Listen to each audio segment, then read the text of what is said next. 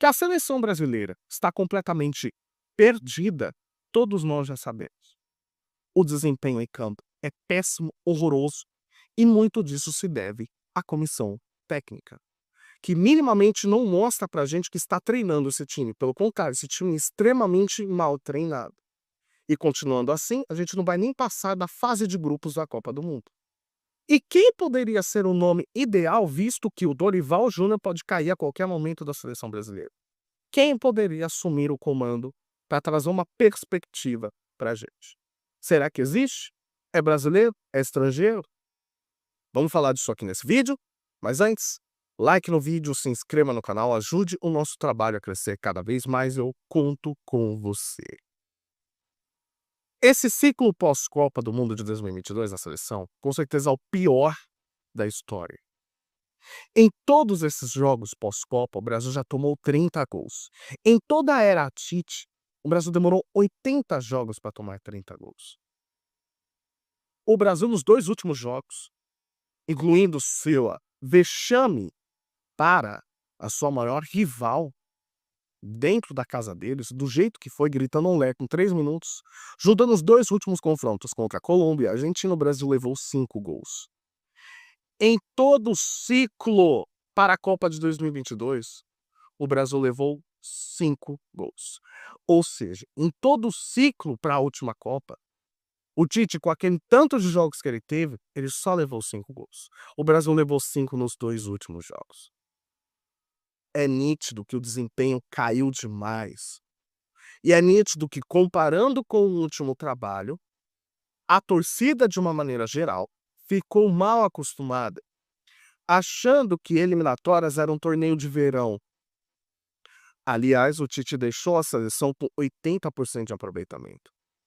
E o Dorival Júnior não consegue repetir nem perto da segurança defensiva que o Brasil tinha e da solidez que o Brasil tinha. E por que que isso acontece? E a gente precisa contextualizar aqui.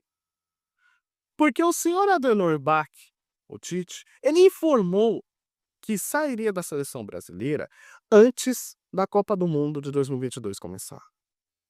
E qual que foi a atitude do nosso grandíssimo presidente da CBF, do nosso benevolente, aclamado presidente, eleito por unanimidade, que está fazendo um excelente trabalho?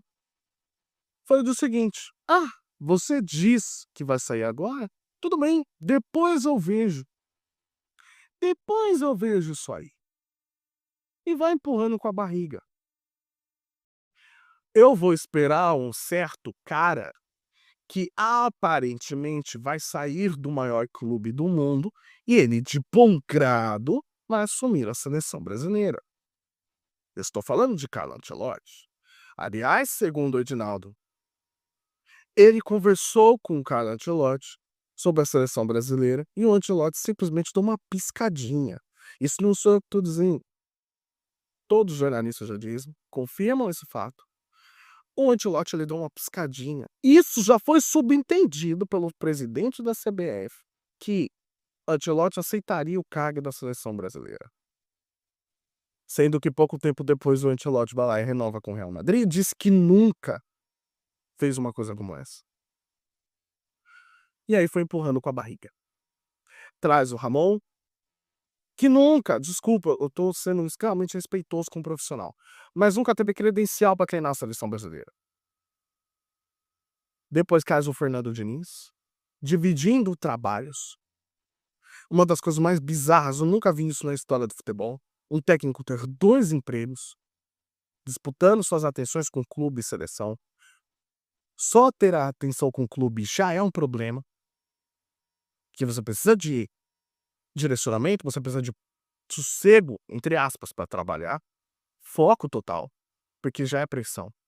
Imagine você dividir focos com a maior pressão de seleção do mundo, que já está há mais de 20 anos sem ganhar a Copa. Como é que o cara vai desempenhar um bom trabalho?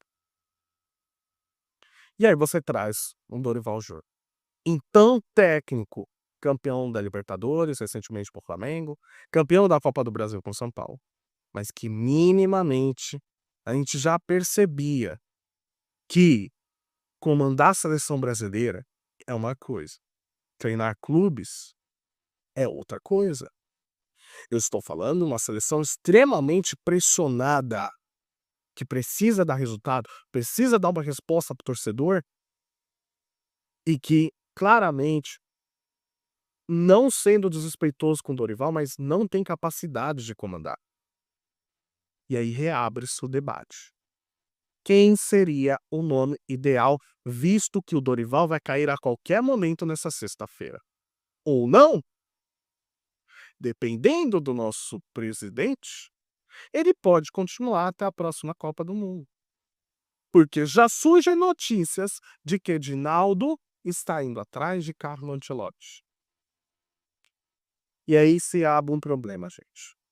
Porque acontece o seguinte: qual que é o planejamento do Brasil? Se é que tem planejamento, e visto que não tem. Mas vamos entrar no mundo ideal aqui. Qual que seria o planejamento? O planejamento é para a Copa de 2026 ainda? Porque ao que tudo indica, não tem perspectiva da gente passar da fase de grupos. Ou seja, precisaria acontecer um fenômeno muito parecido com o que aconteceu em 2002, quando o Brasil quase nem se classificou para a Copa, ele conseguiu na Bacia das Almas, na última rodada, e com a família escolar, fecha o grupo, entende-se uma equipe taticamente para encaixar os jogadores adequados e ganha a Copa. Beleza, vai ser feito isso agora? Quem é o técnico ideal? E aqui nós temos dois caminhos.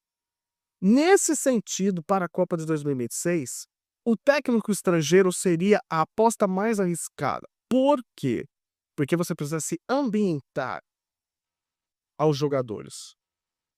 E aí, se ambientando aos jogadores,